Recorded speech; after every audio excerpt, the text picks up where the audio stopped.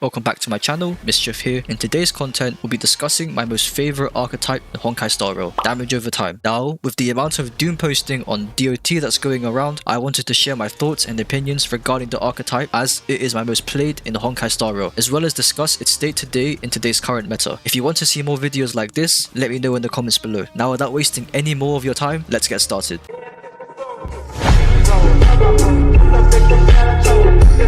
After the release of Huohuo in version 1.5 in Honkai Star Rail, DOT hasn't received any significant changes to its playstyle. Even though Huohuo synergizes incredibly well with the team, it doesn't drastically improve the quality of life changes compared to other teams like Follow-Up Attack and Super Break, both teams having dedicated supports that fit the criteria of the role. The problem with Huohuo, in my opinion, is that she isn't a very dedicated DOT support unit. She can fit into other team comps like Firefly Super Break and hypercarry teams like Sealer. However, she isn't an ideal pick for those sort of team comps, but acts as a flex pick instead. This isn't to say that Huohuo is bad, she isn't, she's an incredible unit. However, there are better units that fit the criteria for specific team setups, which is otherwise known as power creep. Power creep is a very much real concept in Honkai Star Rail, and if you don't agree, you are a fool. In my opinion, power creep happens in team setups, not the characters themselves. For example, Runmei in DOT versus Jiaoqiu, with Jiaoqiu being a newly released unit in Honkai Star Rail, Runmei in DOT generally outperforms Jiaoqiu. At E0, Runmei is going to be the better addition to DOT setups due to a permanent team-wide speed buff, a 32% damage increase for all allies, and a 25% res pen increase. Jiaoqiu, on the other hand, offers a 35% all damage vulnerability and 50% ultimate damage vulnerability to enemies on the field, and is able to easily reach 100% uptime on his debuffs, which is nothing to scoff at. However, if we're including Eidolons too, then Jiaoqiu at E2 is going to be the better pick over Runmei at E2, due to him allowing allies to deal 40%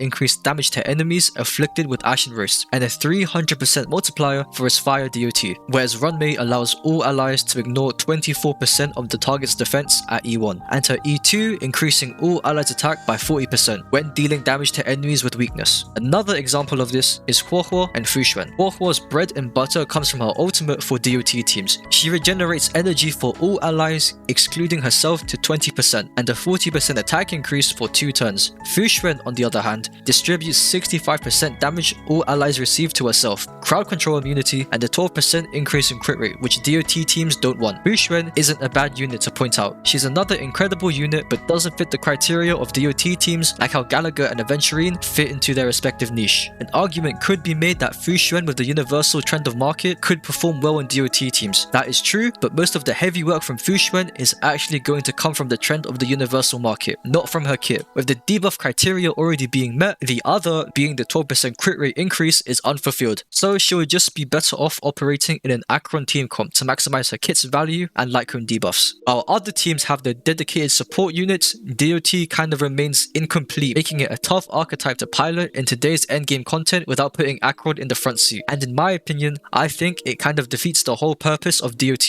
The whole concept of DOT is death by 1,000 cuts, not speedrunning debuffs to apply the enemy for a big chunk of damage. The problem with running pure DOT teams at the moment, it doesn't do a significant amount of damage to clear content without tons of investment on Eidolons, light codes, and relic stats. And even then, I don't think those changes are that great since we're lacking units to create a whole team. But correct me if I'm wrong. Now, this brings me on to my next point. DOT could actually be a meta-breaking archetype if it isn't balanced correctly. Pure DOT for a while now has managed to hold its own weight despite being in the super break meta, and with Akron being a meta unit and following the path of nihility, she's able to fit into team comps like DOT. So DOT is somewhat thriving only through Akron. But if we receive a harmony unit that allows all allies on the team to proc crit dots, for example, it could improve the state of DOT as well as enabling other units like Sampo, Gwenaifen, and Luca, since damage contribution amongst all allies are amplified, like the equation in Divergent Universe. This means until we get a dedicated support for DOT comps, DOT remains balanced at best. And if you haven't noticed, Hoyo is releasing DOT focused units at a slow pace to prevent DOT from taking over the meta. Before Jiaoqiu, our last dedicated DOT unit is Black Swan. Only up to now in version 2.4, we received a new DOT unit that isn't a solid replacement to Runmei or Robin unless you got his E2 S1, which is a better option over the 2 Harmony units, due to having a 40% increase in damage to enemies with Ashen Roast and a 300% increased multiplier for his fire DOT.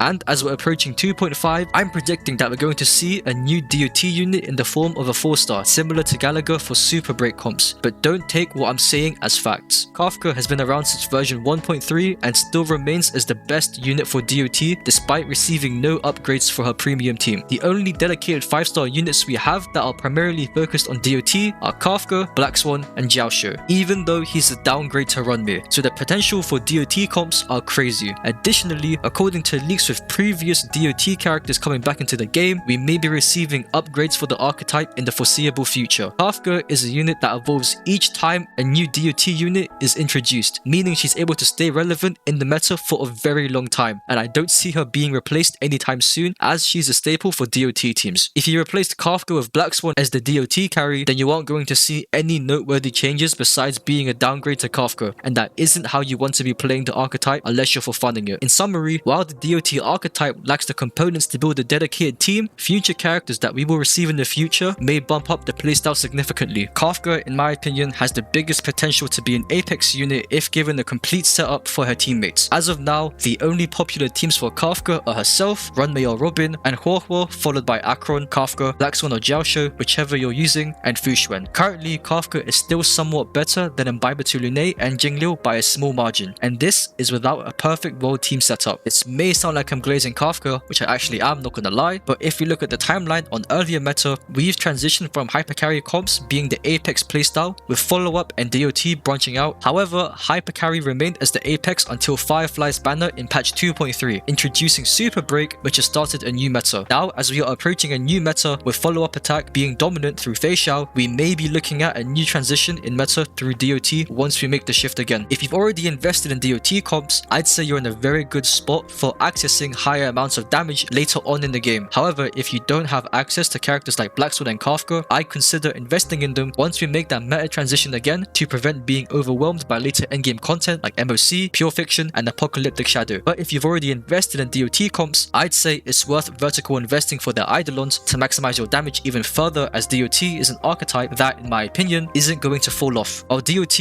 is in an awkward spot in the meta as of now, it doesn't mean it isn't functional for clearing content under the correct situation. DOT can be a very dominant option and will just keep getting better as we progress further in the game. And that's going to be it for this video. I wanted to briefly share my thoughts and opinion on what I've been seeing, and hopefully you guys can agree with my opinion here. If you don't or have anything to add on to what I've been saying, please share in the comments below. Alright, see you in a bit.